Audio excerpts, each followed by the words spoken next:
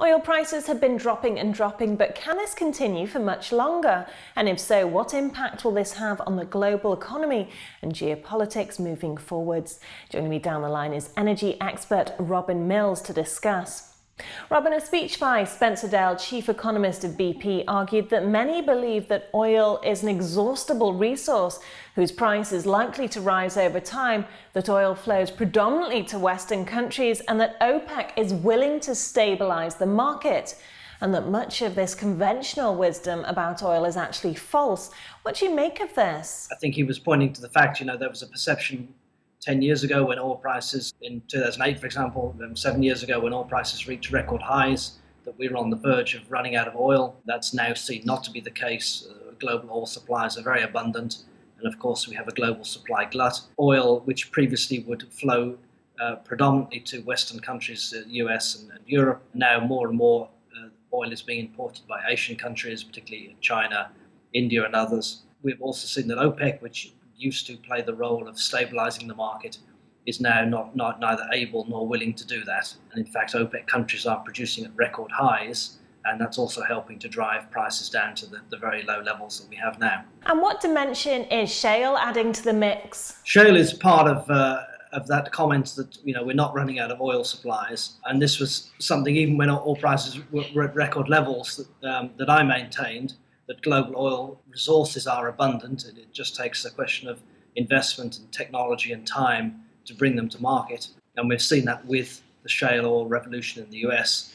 These very large resources, which were known about for a long time but not thought to be commercial, from the mid-2000s onwards have gradually been developed, and with a surge over the past few years to the point where the US was adding 1 million barrels per day of production every year, and outpacing global demand growth. And so there was so much oil coming on the market from the US and the US shale producers that it was inevitable that there would be a glut and that there would be a crash in prices at some point. And in terms of demand, how is the oil landscape changing? Firstly, we should say that demand in the developed countries, and so particularly if we think of North America, Europe, Japan, has been weak and even declining over the past few years. And that's driven by changes in the economy and by slow economic growth generally, and by much more attention to energy efficiency. Secondly, of course, that's been counterbalanced by a huge surge in Asian demand, so developing country demand, but particularly in Asia. China obviously has been leading that. India has become more and more important recently, and some of the other countries in Asia as well. Now, recently we've seen the Chinese economy slowing down somewhat and demand patterns changing, while India has been picking up. But overall, there's been a huge shift of demand towards developed countries and towards Asia. And overall, what are the implications of lower oil prices to the global economy? It's a good outcome for the global economy. Most countries are oil importers, and all countries, of course, are oil consumers. So it's effectively a lower oil price is like a tax cut for oil importers and consumers. From, of course, the point of view of the oil exporters, it's a negative. And at these low prices, some of the oil exporting countries are really struggling. We've obviously seen a collapse in the value of the Russian ruble. That's partly due to oil prices and partly due to the sanctions on Russia. And we see a number of major oil exporters facing severe fiscal troubles, difficulties covering their government budget. Venezuela, I think, is probably the most exposed of those, and in danger of defaulting on its obligations.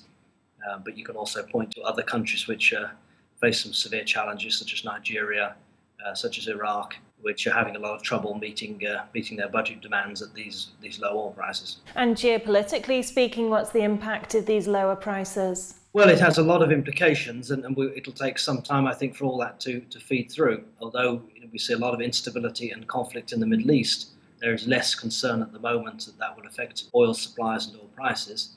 Now, that might be somewhat complacent, but that's certainly the view of the market at the moment. Some countries, of course, will see their power diminished by lower oil revenues, and we might point to Venezuela, which is less able to support its Latin American allies. We might point to Russia as well. But of course, as we see with Russia, countries can also become more assertive as they seek to compensate for their lower oil earnings and by asserting their power in other ways. Of course, there is a risk that some oil-producing countries might slip into political turmoil as a result of lower prices. That may not be an instant thing. It may take several years to play out. Finally, what do you foresee happening to prices in 2016 and why? Well, I believe that the current prices are probably unsustainably low because we are seeing a decline in US production. It's just started over the past few months. The shale oil producers are drilling very few wells now. It's very hard for them to continue operations at these prices. So US production does appear to have started to decline, suggesting that the current prices are just too low. However, there is still a lot of oversupply in the market, and there are concerns that oversupply could lead to filling up storage. And Goldman Sachs have pointed this possibility in a report. That's perhaps unlikely. There's probably is more storage out there than is appreciated. But if storage was filled up, prices could go even lower for a short time. But I feel during 2016, prices are likely to bounce back from these low levels, probably to lower price levels than we've been used to. So if we're currently at an oil price of $40 or so, perhaps we might look at $50, $55, $60. But of course, bear in mind also during next year, we expect that the sanctions on Iran will be lifted. A lot of Iranian oil will come back on the market. And that, of course, during 2016 will tend to depress prices as well. 2016 maybe prices somewhat higher, but still quite a weak year for oil prices. 2017, 18, when the market has absorbed the return of Iran and when US shale production has declined, demand has grown, that they may be somewhat stronger years for oil prices.